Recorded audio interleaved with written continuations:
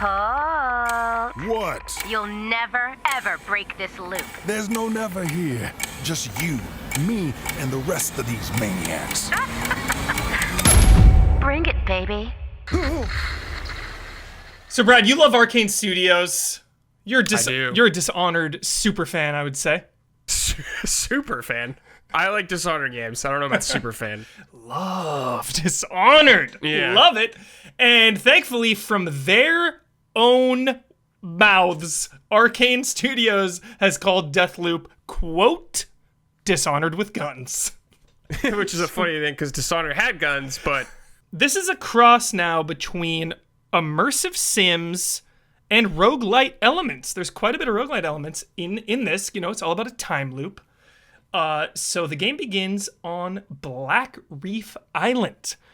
And there's a time loop trapping the island. So full-on Groundhog's Day, trapped in a time loop. And it seems like really the only one who knows what's going on is not us, but Juliana, the female assassin we've seen.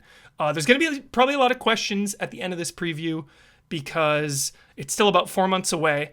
And they said they were going to peel back the curtain on Juliana at a later date. So I don't know too much about her. But it seems like she, Brad, knows exactly what's going on and is out to stop you. Who knows what is going to happen? Who even knows who or what to believe? Because when Colt wakes up, he's super hungover. And he's like seeing visions. He's seeing like, don't trust her, don't trust anyone, like go this way. Max Payne text or some shit. Yeah, just things popping up on the wall, Brad. It's really eerie and freaky. And he trusts him right away. I mean, he opens fire on a guard in the back, like full on murder. That's the kind of game we're dealing with. lot of running and gunning. But I mentioned the roguelites elements, and that's because each day is a loop. But they referenced Majora's Mask a while back, Brad. They said, Majora's Mask gave some people anxiety. You got that time limit. It's intense. Not everybody has a Brad or a Damiani sitting next to him to remind him about the time spell or whatever it is. Song, yeah. Yeah. So unlimited time per loop per day. It's just like when you die, or maybe when certain parameters happen, but like you have all the time you need to explore and walk around freely. And then just when you die, they said you lose everything and you start a day over. Now, what you can retain is this currency called Residium. They didn't go into the nitty-gritty of this stuff, but it seems like a roguelite currency where you can then pump up your trinkets, your weapons, your powers. Weapons can get like trinkets to mess with their properties. There's quite a lot of customization that we didn't get into about that, but they really promise like a lot of flexibility and customization with weapons and powers. But they wanted to stress because somebody asked, how do you make sure that people don't feel like they're wasting time after an hour and they die and they have nothing to show for it? And they stressed that loops equal knowledge, knowledge equals power. So each loop, classic roguelite, you're learning attack patterns and stuff, but the immersive sim element, you can eavesdrop on conversations, you can follow people and manipulate things in a way to maybe learn a door code. They learned a door code early on, and then they just had that forever, and that was another route that they could take now. That's cool, yeah. So it's not like you're always just retaining core stats and weapons and stuff. There's a lot of map and enemy knowledge here to learn. And I thought so it's like some of the progression is not only just tied to your character, but the level itself. Yeah, Brad. And I thought that was just so cool and interesting. I just love the stealth element of their games. And something else that was liberating about that stealth element, Brad, is in Dishonored, I always just feel like a goody, not a goody two shoes, but like I really pick my targets, Like we always talk about the golden cat. I'm going to take those people out, ruthless murder style. But a lot of times I'm like, I don't want to kill anyone. I want to be, these people, I have no quarrel here. Deathloop seems like run and gun, have fun, take people out. They Right. almost look like crash test dummies. Maybe Some don't of think of the enemies. game on a moral standpoint. Yeah. Just fucking go in there and shoot them up or something. Yeah. Maybe because More about. maybe because we have not a lot of knowledge about what is even happening. Maybe at the Right. end they'll gut punch you and be like, "Oh, maybe I shouldn't have been doing that," or something. Who knows? Just spitballing, just theorizing. But that learning the map stealthily and slowly and just sneaking around and it's eavesdropping and spying, Brad, that almost has me more excited than the running and gunning and powers. Sure, yeah. So you're taking out targets. Why don't you kind of run me through, like, going through an area, you kill a target. What's that like? And if you go to a new area, do you go to a new area after you kill a certain amount of targets, or is it you're in one area the whole time? Yeah, I think you can freely travel between the areas. Or you'll get to a point, they said, when you can freely travel. Okay. I think you have to like unlock that ability. You have your little hub area, and I think that's where you can like mess with your residium and your loadout and stuff. There are 8 targets, 4 locations, but each of the locations has 4 times of day. So like early morning, afternoon, evening, and nighttime or whatever. So there's like 16 variations on 4 locations. But the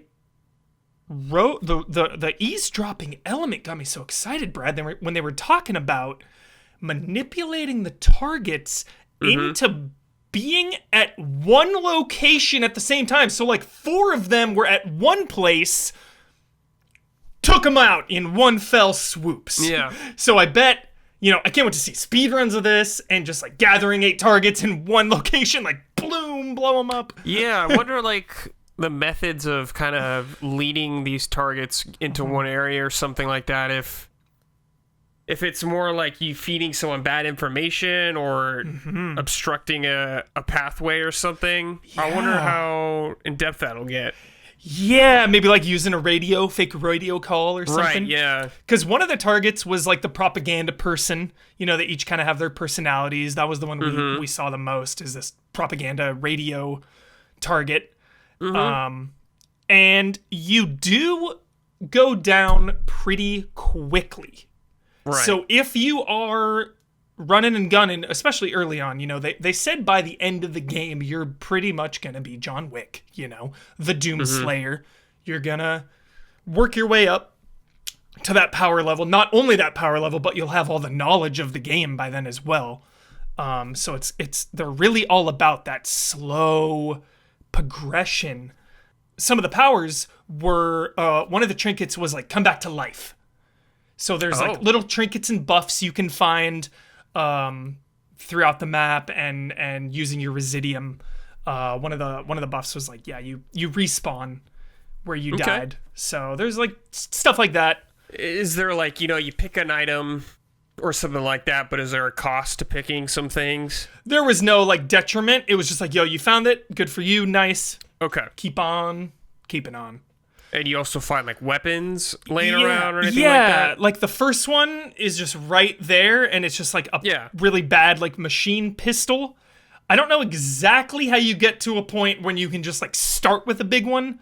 But yeah, there were like weapons lying around. And what kind of powers did you find? Powers. So it's very Dishonored. So Dishonored. Blink, of course, one of the all-time greats.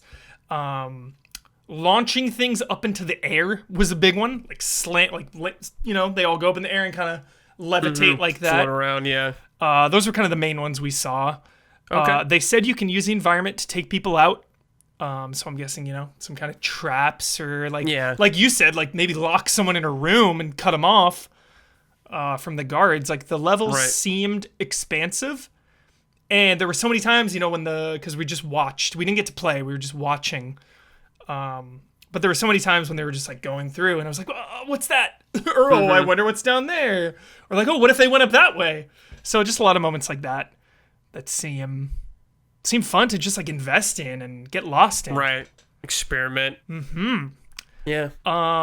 So Juliana, I don't know if I talked about it. Juliana can be AI or another player. And this hypes me up. This really hypes me up. This is a very, very cool way to do multiplayer, you know? The threat of her out there as another person, just like MLG, like some silent assassin out there, you know? It's so threatening. It would make me so nervous and cautious. If that bothers you, if that freaks you out, AI all the way. You play how you want to play. And again, they said they would give a lot of information on her at a later date. That makes me wonder, like, the incentive for being her, or like the reward for killing her, how that all works out. Yeah. Absolutely loved their banter. I'm so invested already in this world and these characters, specifically them. They're amazing. Yeah, it's a very fun, playful, but really serious, and also like really modern, but like with a 60s aesthetic, combining like immersive sims and roguelites. Just seems great. That's really all I can say about this game. It seems like a really awesome combination based off their past works. Yep. And what they're really good at. I'm really curious to see how these roguelike elements will be implemented and mixed with their immersive sim kind of games. Yeah. And just like you said, how great Arkane is. So like a studio of this talent with such a specific and clear vision. Like, this game has a vision and they are all in on it. And that's all you can ask for from a game you're psyched about. Yeah. So that's it. That's Deathloop. It's coming out September 14th on PlayStation 5 and PC. They are going to, I'm sure, not official, but E3 is right around the corner. I expect a lot more details in the coming months as we get closer to release. And that's going to do it. We are Easy Allies. If you like what you saw, help us out on Patreon, Twitch, Twitter, all that good stuff, YouTube. Like and subscribe. It really helps us out. And until next time, we'll see you then. Song's over, people. And so is Ramblin' Frank. The rest of you motherfuckers are next.